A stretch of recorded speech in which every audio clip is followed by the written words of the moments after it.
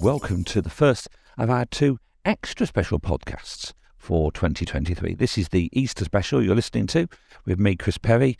I'm part of Kaleidoscope, and the whole purpose of these podcasts is to get the chance for you to hear the radio and the TV soundtrack stuff that is missing, that you never hear normally on documentaries. I work in the industry as an archive producer nowadays, and I am constantly amazed by how many wonderful audio recordings are turned down because people want pictures to go with them. This is a particularly specially interesting one, and it's thanks to my colleague Simon Winters that we have this material at all. And in many ways, I'm going to say very little for this podcast, because what you're about to listen to is a very unusual recording. When I ran Big Centre TV, it was quite normal practice for us to have to record the output of Big Centre TV for 30 days to keep it for legal compliance methods. Now, I always assumed that that was something that was quite recent, but it turns out that the IBA, stroke ITC, was making companies do that all the way back in the 50s and 60s. Of course, in those days, you couldn't possibly telerecord it all onto film, and you couldn't record it on videotape because it was far, far too expensive. So instead, the various TV companies would audio record their days. They would literally make complete recordings of the days, keep them for 30 days, and then destroy them. Fortunately, one of those has slipped out and was kept, and was bought some years ago by Simon Winters, who donated the tape to Kaleidoscope. And this is a really interesting day, because this is the day, and the day before, and the day before that President Kennedy was assassinated. So just to kind of remind you of the kind of historical facts here, John F. Kennedy was the 35th President of the United States, and he was assassinated on Friday, the 22nd of November 1963, at about 12:30 in the afternoon in Dallas, Texas. And this was, as you can imagine, a truly shocking occurrence for people both in America and around the world. It sent shockwaves around the world. Even more complicated, of course, by the fact that about 70 minutes later, after Lee Harvey Oswald was arrested, he himself was then shot the very next day and killed. That, of course, has led to numerous conspiracy theories over the years as to whether John F. Kennedy was assassinated by the CIA or some other kind of right-wing group. And, of course, the answer is that we're never going to know. And they didn't know in 1963. But it was important news that once it leaked out around the world, it led to lots of different TV companies changing their schedules and doing news flashes. The first thing we're going to hear is actually a BBC news flash announcing the death of John F. Kennedy. We made a few moments ago. According to the Voice of America, President Kennedy is dead. He was assassinated by a gunman whilst driving through Dallas, Texas. We'll be going over to Washington in about 5 minutes for a report.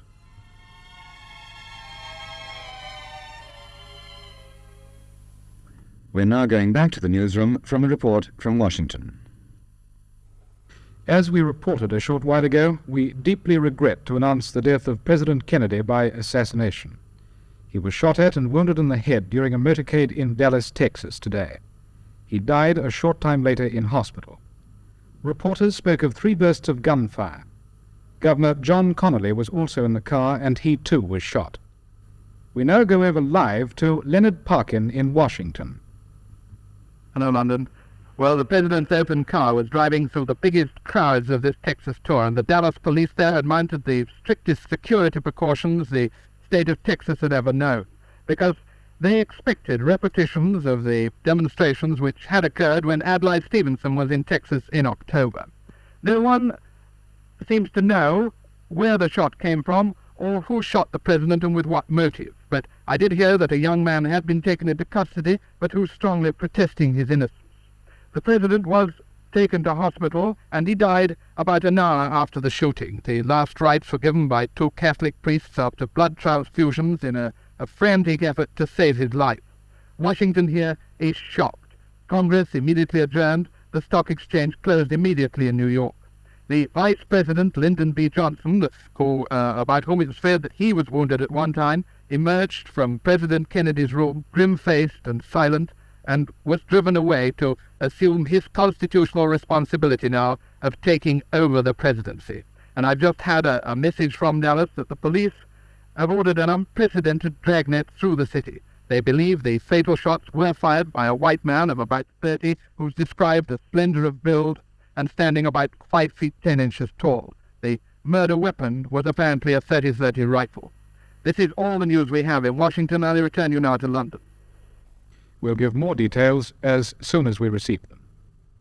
Now we're going to switch over to this Rediffusion recording of basically the day's output. And in some cases here, I'm going to actually run some very long sections here. Some very long sections indeed, because not only is this extremely interesting from a historical point of view for John F. Kennedy, it's also interesting because they are the only recordings in some cases of these programmes. The first thing you're going to hear is Small Time.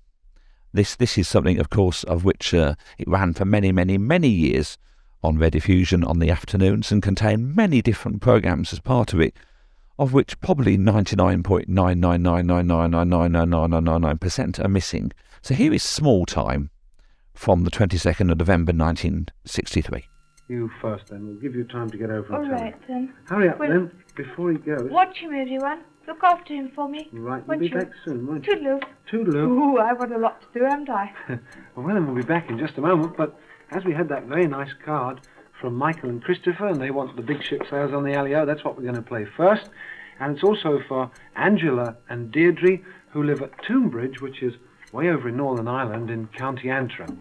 So now how does that one go?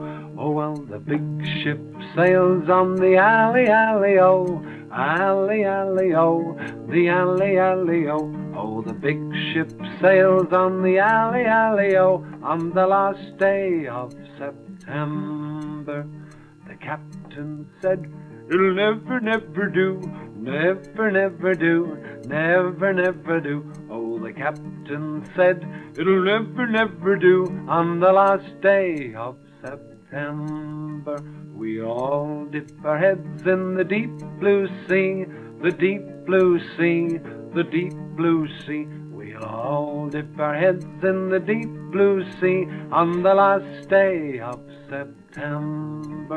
And the big ship sails on the Alley-Alley-O, Alley-Alley-O, Alley-Alley-O. Oh, the big ship sails on the Alley-Alley-O on the last day of September. There we are, the big ship sails. And our other card that we had, that was from Hayes in Middlesex, from Mark. He said, could we sing Two Little Dicky Birds Sitting on a Wall? Well, we're also going to make this for Linda, who lives at Bedfont in Middlesex. And it's also for Rosemary and Caroline, who live near Wilton. That's out Salisbury way. Now, how does that one go? I can't remember the tune for this one. Two little dicky birds sitting on a wall, one named Peter, one named Paul. Fly away, Peter, fly away, Paul. Come back, Peter, come back, Paul. And you can do it with your fingers like this. You say, two little dicky birds sitting on a wall, one named Peter, one named Paul. Fly away, Peter, fly away, Paul. Come back, Peter, come back, Paul. And you've got two fingers still there. Well, now I think we ought to go over and see our other friend, the dicky bird who's sitting on the wall, Simon Scarecrow, and his friend, Joe Crow. Here they are. Oh, hey, you know what happened today? Well, you know, it was all that rain and we had floods and water everywhere and a wind blew. And all the little mice, they came up from the fields and sat on my shoulders, and there was no room for poor old Joe. He couldn't even sit on one of my shoulders, because I was covered with little mice. Oh, hello everybody. Oh, what a night. What a night it was. Yeah, it's all right now, though. Sure, it's all right for you. Why? Have you got, I see you've got a bit of room to sit on your shoulders now at least. Yeah, you can sit on both if you like. I was wondering, as my nest is full of water from that storm. Oh, is it? It is, it's full right to the top. Oh, you And should have every built time- it a bit higher, you know. Well, I did, it's right at the top of the tree. That's why it got all the water. Oh, Oh dear, oh dear, oh dear. Every time I try to sit in it, I get all my feet wet.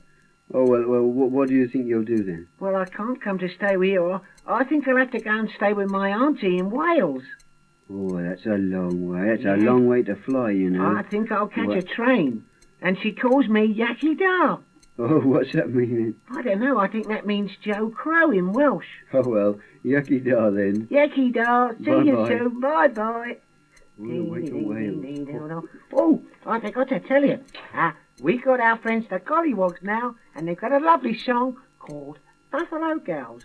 Bye-bye. Bye-bye. Oh, Buffalo Girls, won't you come out tonight? Come out tonight. Come out tonight. Buffalo Girls, won't you come out tonight and dance by the light of the moon? As I was going down the way, down the way, down the way, I met a handsome gal and say, you are very fair. Oh, Buffalo Girls, won't you come out tonight? Come out tonight, come out tonight. Buffalo Girls, won't you come out tonight and dance by the light of the moon? I said to her, oh, how you do, how you do, how you do. She said to me, what's that to you, in manner so polite. Oh, Buffalo Girls, won't you come out tonight, come out tonight, come out tonight. Buffalo Girls, won't you come out tonight and dance by the light of the moon? I asked her, would she have a dance, have a dance, have a dance? I thought that I might get a chance to shake her foot with her. Oh, Buffalo Girls, won't you come out tonight? Come out tonight, come out tonight. Buffalo Girls, won't you come out tonight and dance by the light of the moon? I'd like to make that girl my wife, girl my wife, girl my wife. Then I'd be happy all my life if I had her by me. Buffalo Girls, won't you come out tonight? Come out tonight, come out tonight. Buffalo Girls, won't you come out tonight and dance by the light of the moon? Hope you like that. Well, you know, Willem really likes that. I suppose if there's really one thing Willem likes, it's a song about pussycats. And the other thing he likes is songs about mice. And if he gets a song that's about a pussycat and mice, then he's really very, very happy. And we've got a song for you now that's about 3 mice and a cat. And here are some pictures. 3 mice went into a hole to spin. Puss passed by and Puss looked in. What are you doing, my little men? We're weaving coats for gentlemen. Please let me help you to wind up your threads. Ah, no, Mistress Pussy, you'd bite off our heads. Ah, no, Mistress Pussy, you'd bite off our heads. Says Puss, you look so wondrous wise. I like your whiskers and bright brown eyes. Your house is the nicest house I see. I think there is room for you and me. The mice were so pleased that they opened the door. And Pussy soon chased them all over the floor. And Pussy soon chased them all over the floor. Do you like that one? It's nice, isn't it? I quite liked it. I quite liked it. I don't want to interrupt or anything. Oh, you're not? No. I was just asking everybody else if they liked it. Well, I liked it quite a lot. And I had a feeling. Hello, everyone. Hello. I say, Wally. Yes. Do you know what the mice were weaving? Well, I suppose. Ha ha ha ha ha. Always ask me funny questions, doesn't he? Would you like to look again and see what the mice were weaving? Yes, let's have another look, shall we? You see if you can see if they're making clothes or trousers or coats or what. Here we go. 3 mice went into a hole to spin. Puss passed by and Puss looked in. What are you doing, my little men? We're weaving coats for gentlemen. Please let me help you to wind off your threads. Ah, no, Mistress Pussy, you'd bite off our heads. Ah, no, Mistress Pussy, you'd bite off our heads. Says Puss, you look so wondrous wise. I like your whiskers and bright brown eyes. Your house is the nicest house I see. I think there is room for you and me.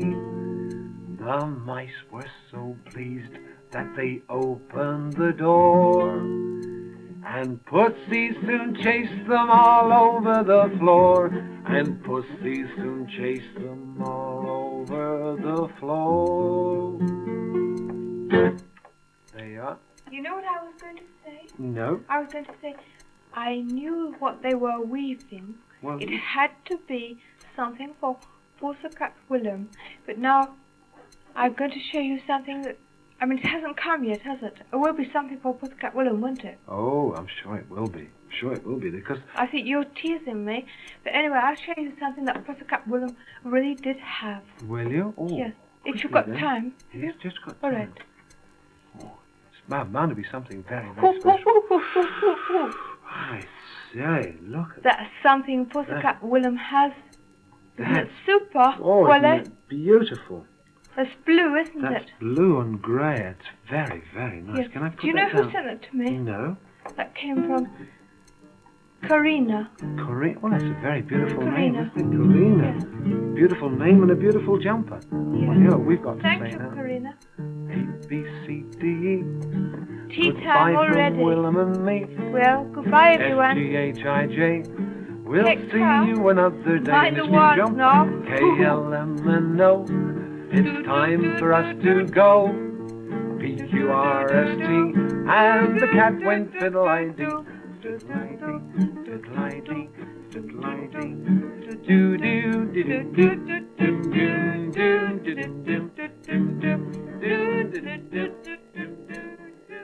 Now we're going to hear some of the continuity from the 20th, the 21st and the 22nd of November 1963. These are some of the advert breaks and some of the on-screen announcers announcing some of the programmes.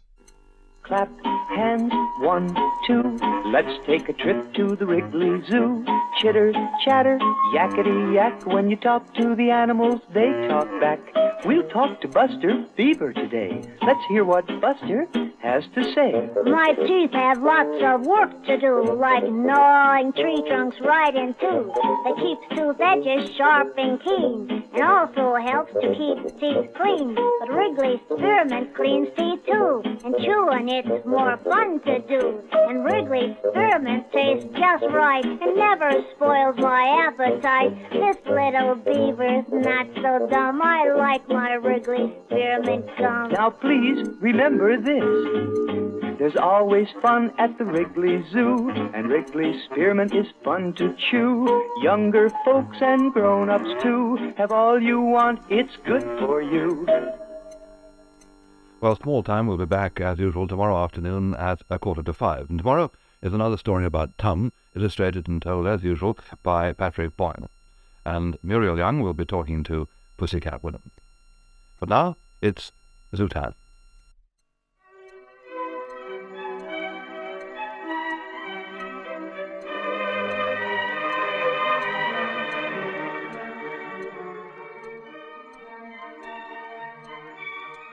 Hello there, and welcome to another Zoo Time from Whipsnade Park.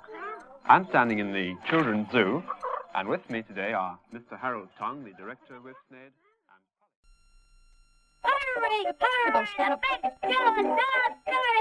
Now you can give giant-sized shows in full color with Tad Valley's Give-A Show projector. Famous characters like Woody Woodpecker, Snow White, Noddy, the Lone Ranger, Donald Duck, and many others.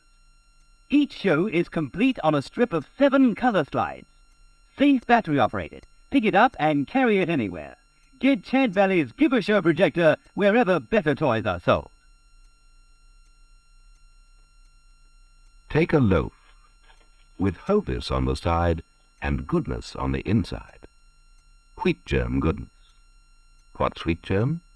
Like the pearl in the oyster, it's the little gem of goodness in every grain of wheat. And there's heaps more wheat germ in Hovis. Makes it good and golden, good and tasty, good and nourishing. So take a loaf, with Hovis on the side, and goodness on the inside.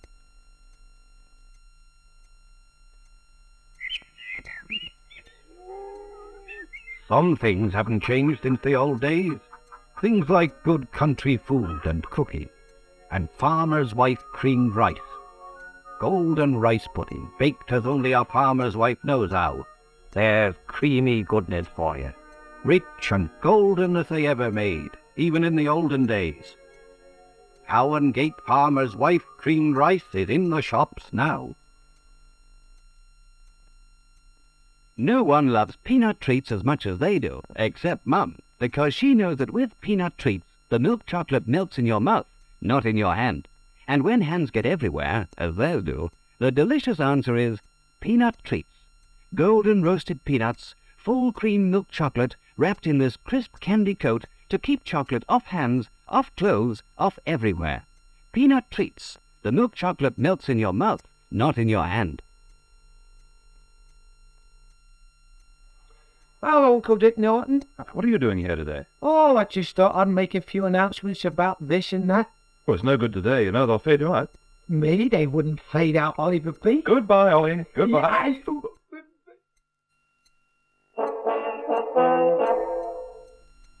Take an S, take an I, take an N-D-Y, and what have you got? You've got Cindy. The Dolly Nasty Cricket. Who is the belle at every ball? Who is the prettiest dress of them all? Who is the girl they all love best? It's Cindy. The Dolly Nasty Cricket. Who steals the queen at every show? Who is the best dressed girl you know? Who is the girl they all love best? It's Cindy. The Dolly Nasty Cricket. Get Cindy and start collecting all these wonderful outfits. They're beautifully made, like this duffel coat, perfect in every detail. Who's got a record wear, brush and comb? A little doggy all of her own. Who is the girl they all love best? It's Cindy. The Dolly Nasty Cricket. It's Cindy. To keep your cat frisky as a kitten, give him at least a quarter pound of meat a day. The meat he gets in new Paws. Paws is all meat and liver, rich in proteins and nutrients, fortified with vitamins and minerals, and cooked in its own gravy, the way your cat likes it.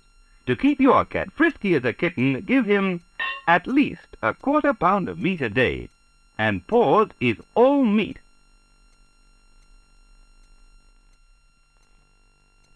When your game begins to flag, tap it out with Craven's Mint. Craven's Best English Mint. When your day begins to drag, tap it out with Craven's Mint. Craven's Best English Mint, with the crispy, crunchy coat, the minty, munchy center. When at home you take your ease, Craven's Mints are sure to please.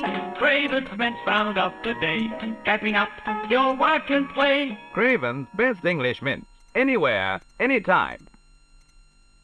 Big cat, small cat. But they both grow big and strong on meat, because meat is the natural diet of the cat family. That's why cattle meat is the best food you can give your cat.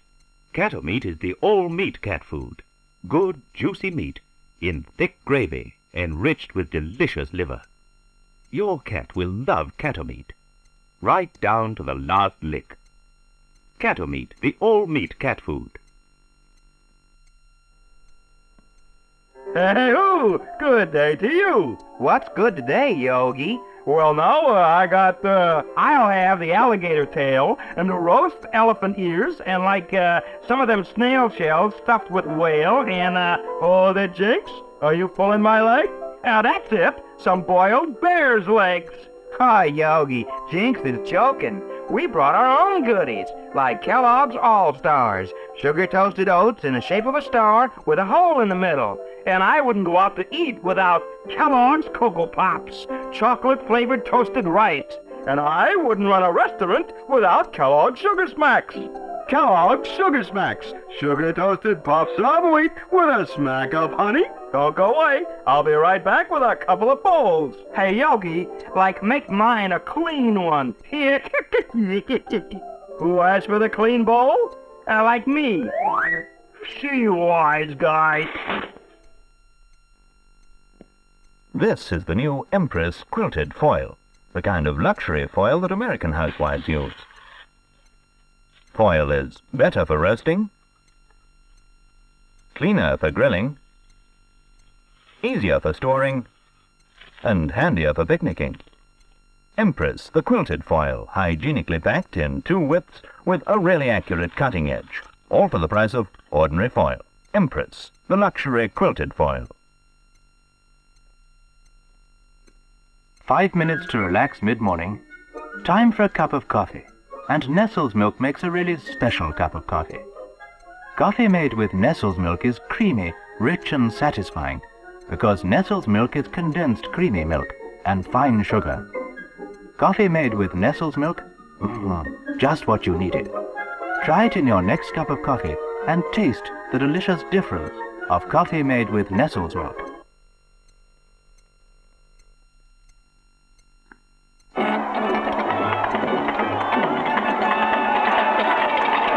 You can make exciting scenes like this come to life, just like a real artist. Venus Paradise coloring sets have everything you need to make brilliant colored pictures. Just match the number on the colored pencil with the same number on the space you want to color. No water, no brush, no mess. There are many different sets to choose from at your toy shop or stations. Venus Paradise coloring sets from 8 and 6. Blue ribbon, milk chocolate wafer. Blue ribbon, what has she wear the bow? Blue ribbon for David, just watch him go. Nap, nap, nap and eat. Blue ribbon, the family treat. What makes white heather better than other assortments? It's just full of surprises.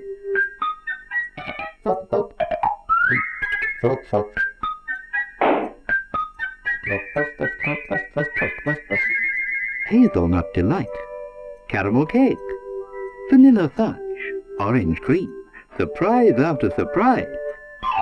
In wonderful white heather assortment, Pascal White Heather. Especially at Christmas, smooth, mellow Regency Cream Sherry by Grants of St. James's. Buy your next car through Motoring Weekly Advertiser out tomorrow. At 6:15 tomorrow evening, it's Ready, Steady, Go with Jerry and the Pacemakers, Freddie and the Dreamers, Kathy Kirby, Kenny Lynch and the Rolling Stones. Ready, Steady, Go tomorrow at 6:15. At 7 o'clock every Friday, Michael Miles invites you to join the contestant in Take Your Pick, the ever-popular quiz show where the right answers could win the contestants anything from a fur coat to a thimble. Yes, there's 30 minutes of fun and excitement in Take Your Pick tomorrow at 7. At 7:30, we'll be going over to the Oxbridge Hospital to join the patients and staff to see behind the scenes of Emergency Ward 10. Tomorrow afternoon we're on the air at 2:35 with the schools programmes, and children's television begins at the usual time at 4:45, and from then on the programmes are continuous. Now, in the epilogues during the week, the 2nd to the 6th of December, Callan Fenton Morley, the Vicar of Leeds, will be dealing with personal and moral problems. Viewers are invited to send their questions in this week, phrased as simply and as directly as possible, to this address: Callan Fenton Morley, Leeds Vicarage, Clarendon Road, Leeds 2, marking the envelopes Epilogues. All serious inquiries will be dealt with by letter if time doesn't allow on television, provided that a stamped addressed envelope is enclosed. I've been smoking tip cigarettes for some time, but now I smoke one that I find really smoother. It's York, the new cigarette from Players. It has a longer tip. Now, I think the long tip makes a big difference. For me, York's not just the smoothest cigarette I've ever smoked. It's smoother than I thought a cigarette could be. York, long tip for extra smoothness, 3 and 10. Honey. Honey. Honey. Honey, honey, be a honey, honey, give me honey. Sonny, get it up, honey. Honey, at the honey with me. There was a time to meet honey, take it back. What a lovely way to spend your money on honey, get it up, honey. Let me have some honey with me. Have you a jar in the house? Can't go there. Madam, would you tell me why you do your shopping at Sainsbury's? Mostly because I really think you can get value for money at Sainsbury's. Everything I buy is fresh, and I have never had anything which is poor. A lot of shops these days offer gift schemes of one kind or another. What do you think of those? Well, I really think that at Sainsbury's can take the price down, they will, and that's what's important to me. Honest to goodness value at Sainsbury's. No stamps, no stunts. Here's a cat who knows what's best for him. Naturally, he likes meat, but now he's after something extra. He's after the jelly meat in new jelly meat whiskers. It's as though he knows that this appetizing jelly in whiskers is rich in thiamine. Thiamine, as every vet knows, is the vitamin essential to keep a cat in peak condition. So feed him good square meals of jelly meat. New jelly meat whiskers, for the cat who knows what's best for him. Watching me at this, you wouldn't guess what my job was. Well, I drive a fire engine. If you live in the same town as I do, you might have seen me going into action. Fast.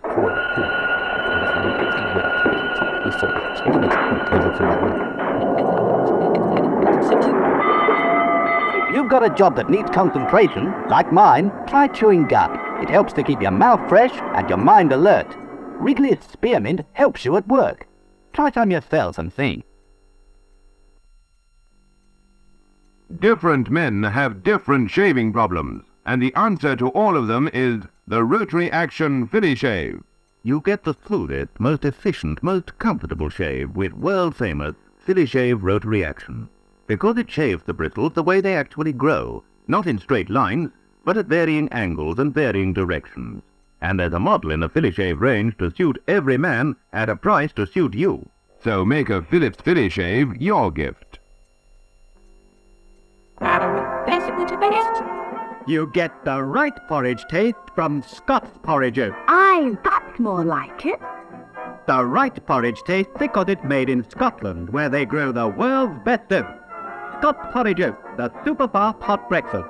Give your family the hot breakfast that beats the cold. That's more like it. Give them the right porridge taste of Scott's Porridge Oat.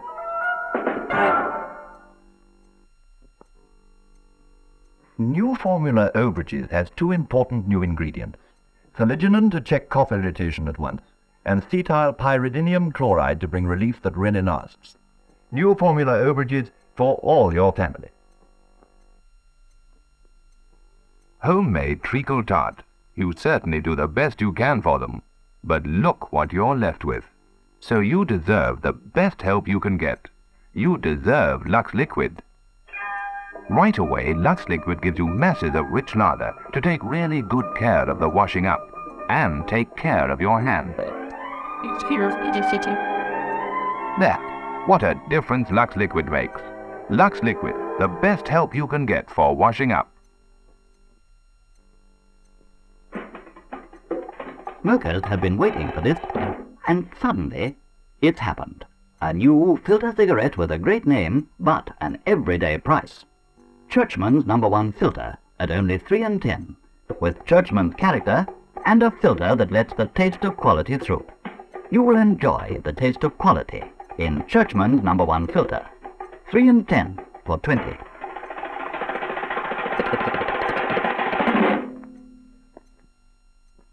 Trouble in the mouth? Then get Rinstead. Rinstead pastilles quickly soothe soreness from false teeth, tender gums, any sore spot in the mouth. Get Rinstead from your chemist. Knock the tail, knock, knock, it comes from silver grain. That's something for lovely, healthy hair. You get it from Silvercrin. Unlike any other shampoo, Silvercrin shampoo contains pure Silvercrin. Healthy-looking hair is composed of certain essential substances, and pure Silvercrin has them. So for lovely, healthy hair, always use Silvercrin shampoo. Not the hair, not luck, it comes from Silvercrin. There are some changes in program times tonight. Profiles in Power now begins at 9:48. Professional Wrestling follows at 10:48. The news headlines are at 27 minutes past 11, with Dateline following at 11:30.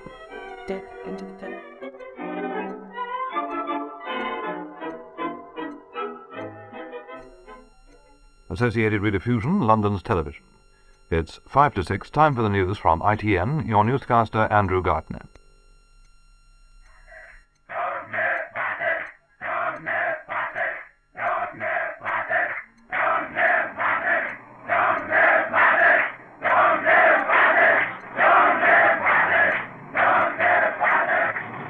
By departing to reporting from the Iraqi embassy in the heart of London, where more than 200 Iraqi students have now taken over.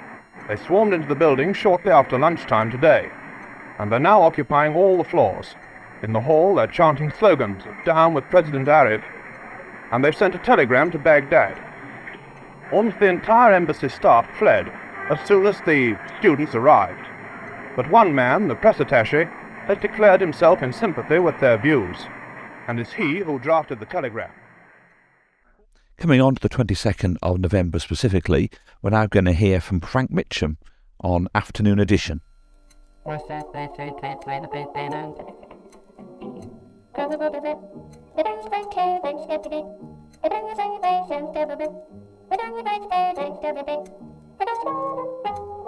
Illustrations in the program are by Larry.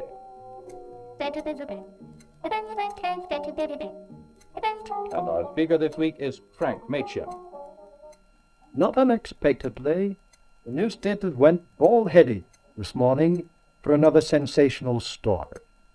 BOAC ripped at the top. BOAC chief out. All of them focus on the resignation of the two chiefs of the British Overseas Airways Corporation, Sir Matthew Slattery, the chairman, and Sir Basil Smallpiece, his managing director. The trouble? Financial. BOAC, though latterly showing a profit, has accumulated losses, that is, losses built up over the years of its operation, of £80 million. The government has appointed Sir Giles Guthrie, a merchant banker, to be the new chairman of the corporation. His business will be to sort out the finances of the undertaking and to coordinate its operation with that of the other nationalised airways service, British European Airways. But let us turn to a wider issue brought into the forefront this week: education. What the Prime Minister in his television address last night described as extremely exciting. He meant the vista of higher education conjured up by the Robbins Report. Here he is, Sir Alec Douglas Hume. It is not only, of course, that every father and mother will know that the child in the family will qualify for a college or a university, that there will be a place for that child to go to. But of course, the children in the colleges and universities will be drawn from all over the country and from every type of home. That was an extract from a party political broadcast given last night by the Prime Minister on behalf of the Conservative and Unionist Party. The Prime Minister said what he thought was the balanced view on education. I was very pleased that he took such a progressive view. Yet, I was disappointed. Neither the Prime Minister nor the spokesman for the government in the House of Commons on Tuesday, in a debate about science and education, referred to raising the school leaving age. Nor, for that matter, was there a direct challenge to the government on the issue by Mr. Harold Wilson, the leader of the opposition. Yet to me, it is the keystone of the brave new world we think of, the tremendous development which are to equip us for the new age of scientific and technological advance. I am not alone enough. Lord Eccles, himself a former Conservative Minister of Education, in the House of Lords yesterday, urged that the government should name the date for raising the school leaving age to 16 before the end of this decade. Mr. Boyd Carpenter, speaking for the government in Tuesday's debate, said that by the mid-1970s, 22% of boys and 12% of girls would have completed courses of higher education. That is roughly double the present proportion. What of the other 4/5 at school? We have heard of the big project already afoot. Reorganization of research and greater efficiency in industry. Yes, a fresh approach to apprenticeship and methods of industrial training. Yet, only yesterday Parliament was discussing the bill setting up the board that will operate such scheme, especially for those displaced from their usual job. Plans to modernize training for industry. The fundamental basis, however, of the Newsom report, the report mainly about secondary modern schools which came out last month, the guts of it, is the proposal that the school leaving age should be raised to 16, not immediately, but for all pupils entering secondary modern schools from September 1965 onward, less than 2 years from now, in fact. And the Newsom Committee, under the chairmanship of Mr. John Newsom, which produced the report, was asked by Sir Edward Boyle, who is the Minister of Education, to advise him, and I quote, on the education of pupils aged 13 to 16 of average or less than average ability. Of course, the Newsom report doesn't stop there. It wants to see the wiping out of slum schools, bad old schools, where the conditions are sometimes really deplorable for everybody. It wants to see modern buildings properly equipped with laboratories and workrooms, even greater use of television for teaching purposes. All schools, which says, should include a range of courses broadly suited to occupational interests for 4th and 5th year pupils. Note that, occupational interest. In other words, preparation for the jobs you will do after you leave school. Why is that so important? I'll tell you. We have 25 million people at work in this country. Roughly a third of them are women and girls. More than 500,000 of the total of minors. Nearly 1 million work on the land. More than 2 million are in various forms of engineering. 800,000 working parents. A staggering total of over 3 million are in the shops and distributive trade. We hear a great deal about the advances of the technological age, almost as though all industry would be a matter of pressing buttons, moving levers, and letting wonderful machines do all the work. It's a beautiful picture, but it won't all be like that, at least not for a long, long time to come. Through invention, or through more labor-saving devices, it will be easier for people to switch from one trade to another. Even today, you can see more and more automation. A man in a glass cabin can press a button to set complicated machinery in motion. This one is working in a glass fiber factory. Yet even great works where some processes are done by automation still need thousands of other nodes. Farming, which you may not immediately think of as an industry, though it is, farming has become much more mechanized. But a farmer can't deliver a cart, feed an alien animal by a machine, and we will always need thousands of people to work on the land. Most jobs will still have to be done by hand, on trawlers for them. We shall always need bricklayers as long as houses are built of brick. Where are they, the engineers and transport drivers, and textile workers, to come from, if not from secondary modern school, yet in grammar schools too? Where are we to find the craftsman, the wood carver who does wonderful carving, the women who so beautifully ornament fine pottery with hand painting? We can't all be doctors and dentists, lawyers and architects, nor even wish to be. And it is because it recognizes that greater skills will be needed, not less. But the Newsom report points out that the material is there, in the school, to meet the new demand. It says that average and below average pupils are worth educating to supply it. By all means, let us have opportunities for the clever ones, whether it be in grammar schools, technical colleges, or universities. but at least give the rest another year in which to learn, yes, and proud, instead of turning them out into the world where they are on the very threshold of learning. You may want to ask me some questions about it. Those of you watching on Thursday can start to send in questions to Frank Machen about education and training as soon as you like it. Here's the telephone number. We won't give you all the usual instructions because we're sure you know them by now, but we are going straight on to another item in the news, so jot down the telephone number while it's on the screen. Now, this was an extra programme that was never in the TV Times because, of course, it only went out because of the assassination. Rediffusion broadcast a special in the evening called President Kennedy, Background and Reminiscences. It's quite a long programme, so we can't play all of it here for you today, but we are going to try and play you a couple of the extracts in the middle and his impact on the world. By 1957, Kennedy, still in the Senate, was chiefly interested in foreign affairs. Specialist journals published his views, which were practical and often, by the standards of the Senate, unorthodox. He consistently supported the struggle for colonial independence. Algeria, for instance, was then a burning controversy. The war in Algeria confronts the United States with its most critical diplomatic impasse since the crisis in Indochina.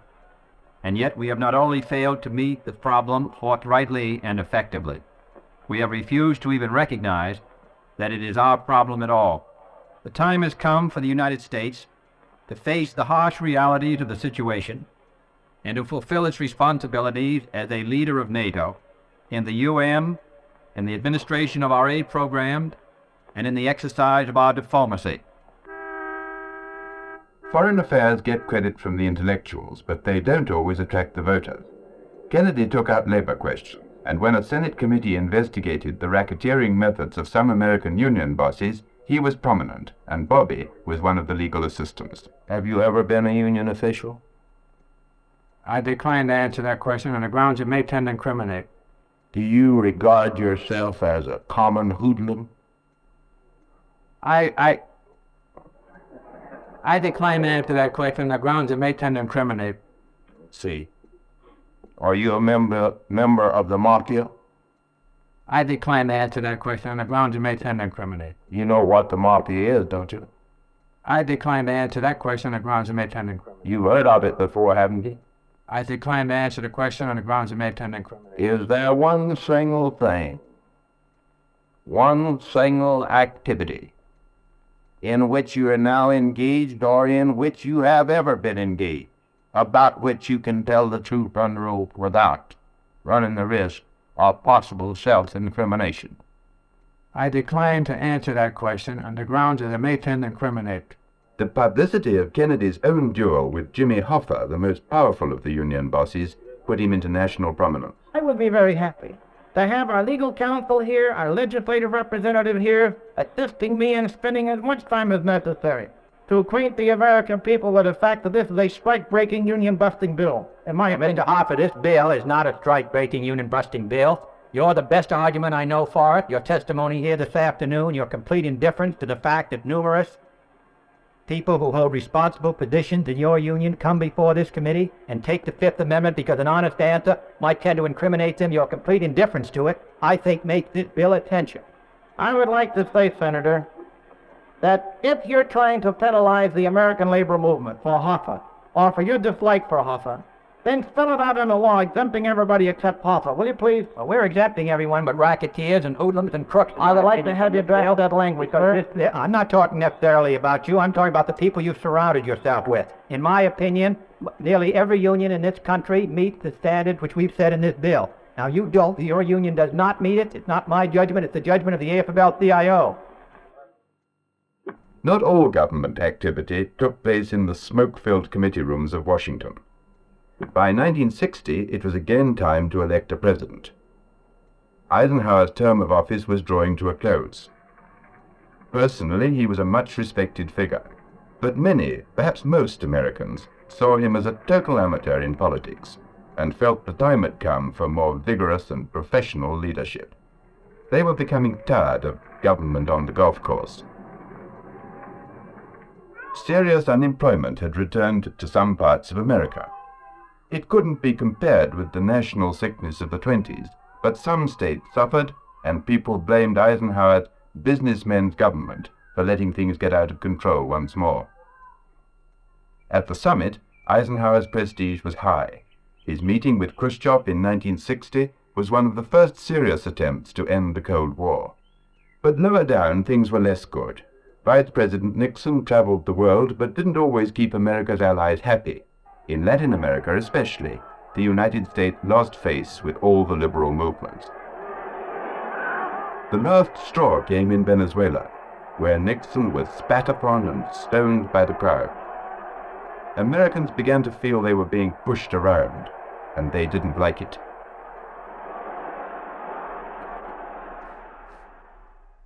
Okay, the next item we're going to play complete for you, This is the end of the ITN news from the 22nd of November 1963. There's about 6 minutes worth of it here. Now for the latest news, over to Anthony Black. The Queen has sent this message to President Johnson. I am shocked and horrified to learn of the tragic death of President Kennedy. On behalf of my people, I send my sincere sympathy to the government and to the Congress and to the people of America. But in the message to Mrs. Kennedy, the Queen said, "My husband joins me in sending our heartfelt, the sincere sympathy to you and to your family." Sir Winston Churchill described the assassination as this monstrous act. A great statesman and a wise, valiant man, he said, has been taken from us. Many Americans in London, and British people too, have been to the American Embassy in Grosvenor Square to pay their own tributes to the President. Richard Dixon talked to some of them. Well, I feel very bad, because I think he would have been elected for next term, and it's one of the best presidents that we ever had, really. I just heard this over from the taxi cab here, and so it's unbelievable. I just can't believe it, really. Well, I'm very shocked. I only came over here a couple of days ago and left everything very peaceful and everything at home.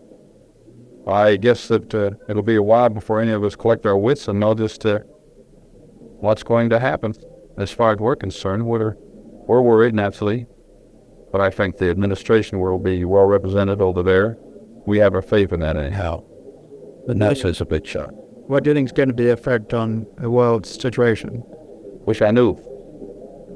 I think it'll be kind of dire times for a while, at least in people's minds, until things straighten out.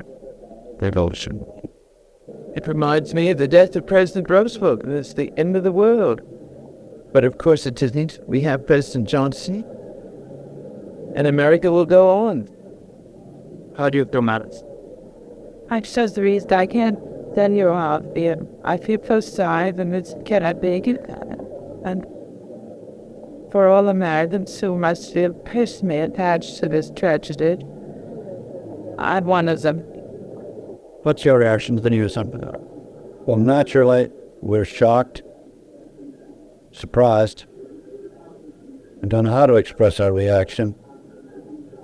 And we hope that everything will work out all right. But it's a terrific blow to the country, and costly to the world. Can you think of any reason why Kennedy should have been shot? Nobody can give a good reason why anybody's shot.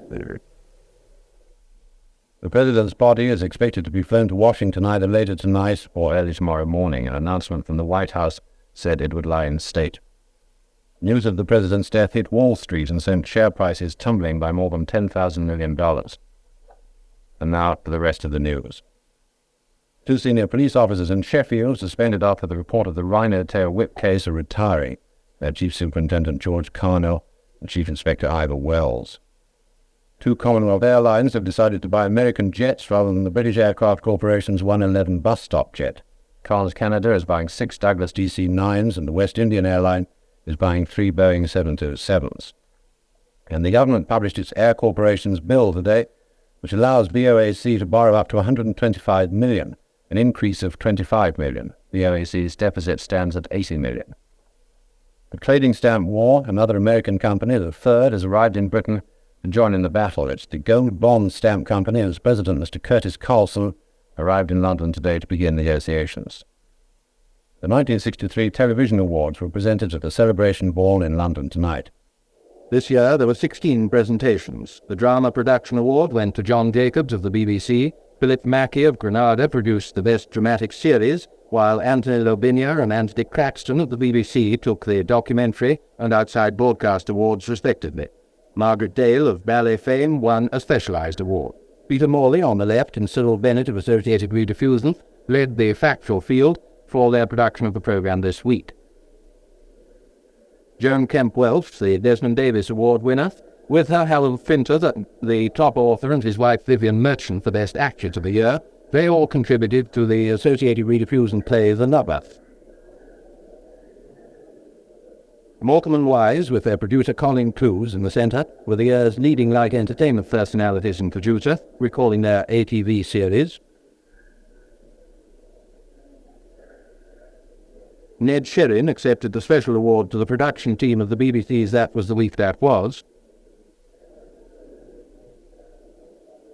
And their opposite number on ATV on Saturday night, Bernard Braden was 1963's top factual personality.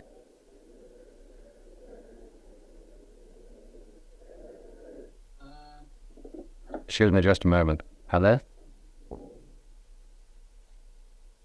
Yes. Well, I just heard that we're going over to Washington now to hear tape or to hear President Lyndon Johnson making his first speech as president.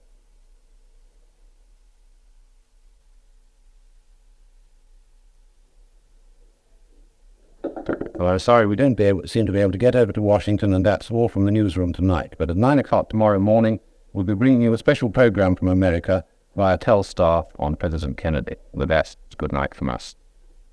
And last but not least for this podcast, we're going to have the close down. This is something there again that was hastily rearranged and used to different people and different stills because of Kennedy's assassination. This is the epilogue and the close down that comes after it, given by the Bishop Stephen Baines. It's about 10 minutes long, so it's quite a long section you're going to listen to now.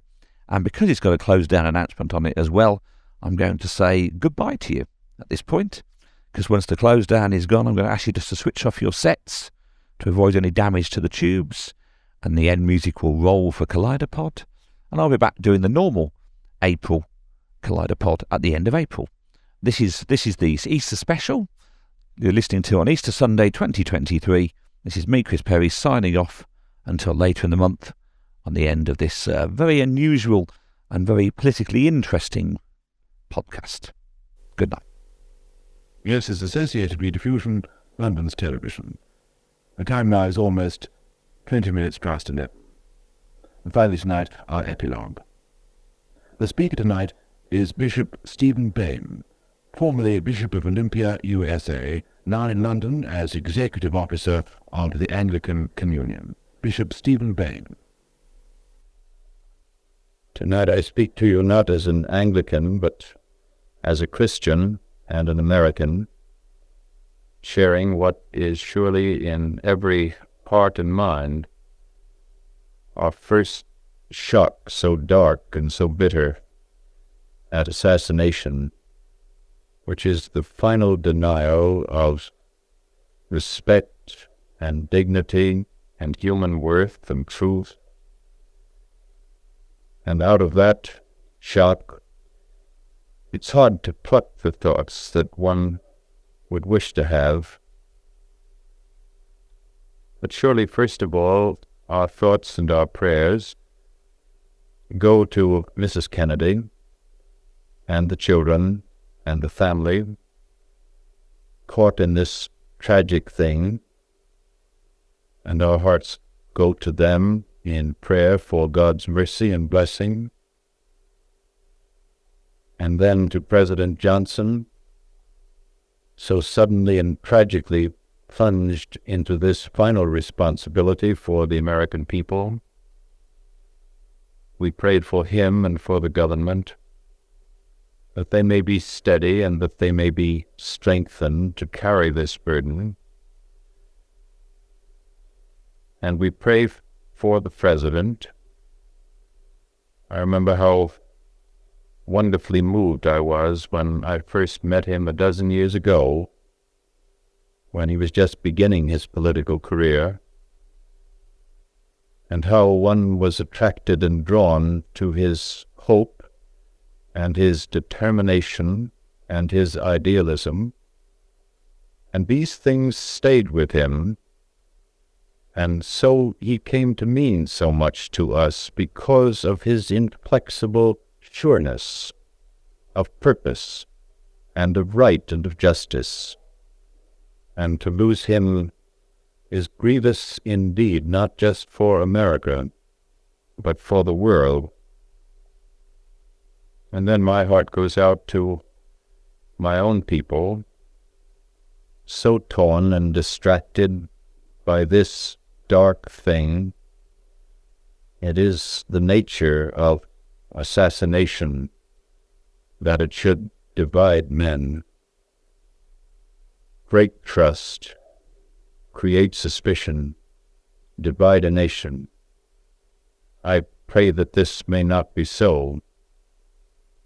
The president, because he was a leader, was caught in the heart of the conflict in American life, and the assassination is a mark of that conflict. In a way, the president inherited all of the pain and grief of hundreds of years of man's inhumanity to man. I remembered tonight Lincoln's great words in his second inaugural address. Fondly do we hope, fervently do we pray that this mighty scourge of war may speedily pass away.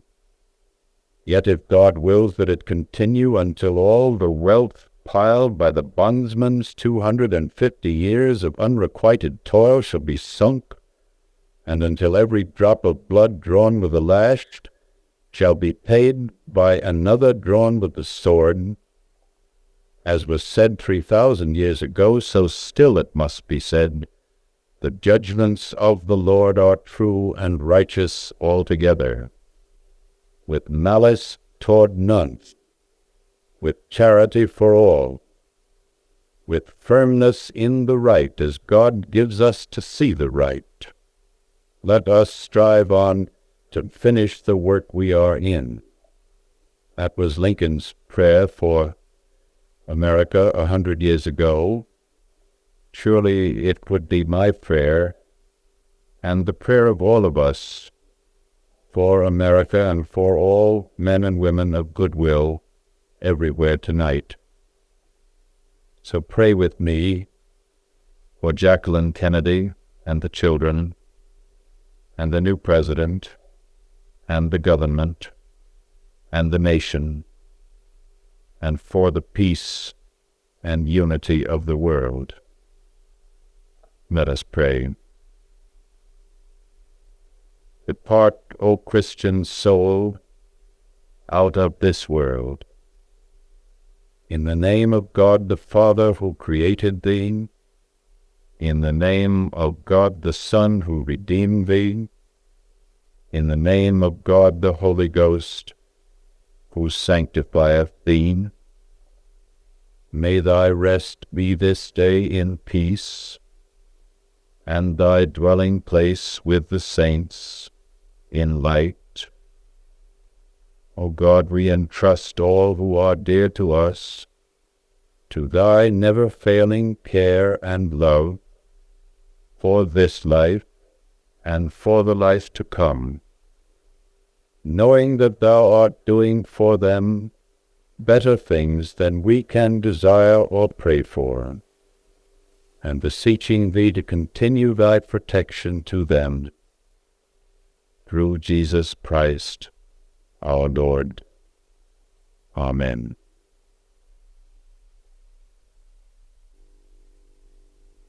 From 9 a.m. tomorrow morning, ITN will be on the air with intermittent news as becomes available, including Telstar material from the USA. That's from 9 o'clock tomorrow morning. Associated Rediffusion, London Television.